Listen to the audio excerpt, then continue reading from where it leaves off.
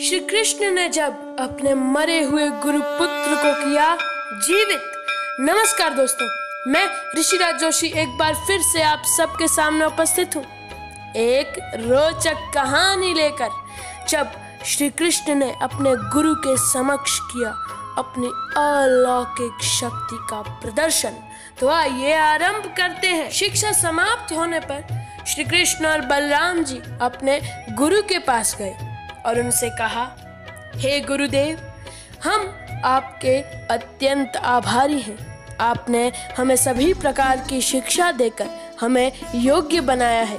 आपने अपना कर्तव्य पूरी तरह से निभाया है और अब हमारे कर्तव्य पालन का समय आया है। हम आपको वचन देते हैं कि आप गुरुदक्षिणा में जो कुछ मांगेंगे वो हम आपके समक्ष प्रस्तुत करेंगे। तब गुरुजी ने कहा, पुत्रों, मैं तुमसे गुरुदक्षिणा के रूप में यही मांगता हूँ कि मैंने तुम्हें जो कुछ सिखाया है उसका तुम अच्छे कार्यों में उपयोग करो। अपनी शक्तियों का प्रदर्शन तुम दुष्टों के विनाश के लिए ही करो। दोनों बंधुओं ने गुरु की आज्ञा का पालन करने का वचन दिया तथा गुरु माता के पास गए। उन्होंने गुरु माता से कहा, माँ, आपने हमें सगी माता के समान ही स्नेह दिया है। आपके होने के कारण ही हमें अपने परिवार की कभी याद नहीं आई। गुरुदेव की ही तरह आपने भी अपने कर्तव्य का पालन किया है। कृपया अब हमें बताएं कि हम आपको गुरु दक्षिणा में क्या दें।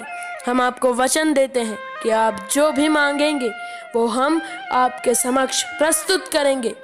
तब गुरु माता की आंखों में आंसू आ गए और उन्होंने कहा, बालकों, यदि तुम मेरी इच्छा पूरी करने का वचन देते हो तो सुनो। मेरा युवा पुत्र पुनर्दत्त प्रभास के क्षेत्र में डूबकर मर गया था। समुद्र की लहरों ने उसे निगल लिया था। तुम अगर उन्हें वापस ला सको तो ले आओ, नहीं तो कोई बात नहीं, मैं तुम्हें तुम्हारे वचन से मुक्त करती हूँ। तब श्री कृष्ण ने अपना वचन पूरा करने को कहा और तत्काल ही ज्येष्ठ भ्राता बलराम जी के साथ रथ पर बैठकर प्रभास क्षेत्र की ओर निकल पड़े। वहां जाकर उन्होंने वरुण देव से कहा, कुछ काल पूर्व तुमने हमारे गुरुपुत्र को डुबो दिया था। मेरा आदेश है कि तुम उसे लौटा दो।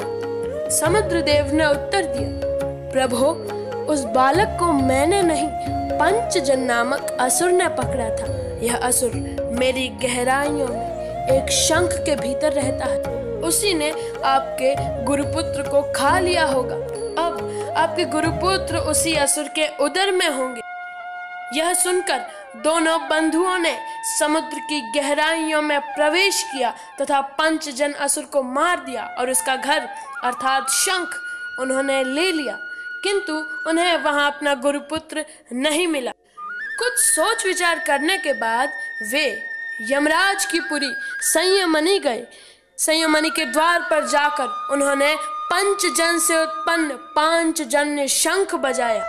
उस ध्वनि को सुनकर यमराज तुरंत बाहर आए और उनका स्वागत किया। तब श्री कृष्ण एवं बलराम जी ने अपने गुरुपुत्र को यमराज से मांगा। यमराज बोले, नाथ, मेरे पास तो केवल पुनर्दत्त की आत्मा है, उसका शरीर मेरे पास नहीं है, क्योंकि मुझे तो आपके द्वारा केवल जीवात्मा ही प्रदान की जाती है। तब उन्होंने उस जीवात्मा को लिया तथा उसे शरीर का रूप देकर अपने गुरु के पास ले गए। गुरुदेव ने अपने पुत्र को देखा और इसे सीने से लगा लिया और गुरु माता भी परम प्रसन्न हुई। तत्पश्चात श्री कृष्ण एवं बलराम जी ने गुरु एवं गुरु माता के आशीर्वाद लिए तथा आज्ञा पाकर मथुरा के लिए प्रस्थान किया। अगर आपको हमारी दी हुई जानकारी पसंद आई हो तो चैनल को सब्सक्राइब करें और घंटे के निशान को जरूर दबाएं। वीडियो को लाइक करें, शेयर करें। धन्यवाद।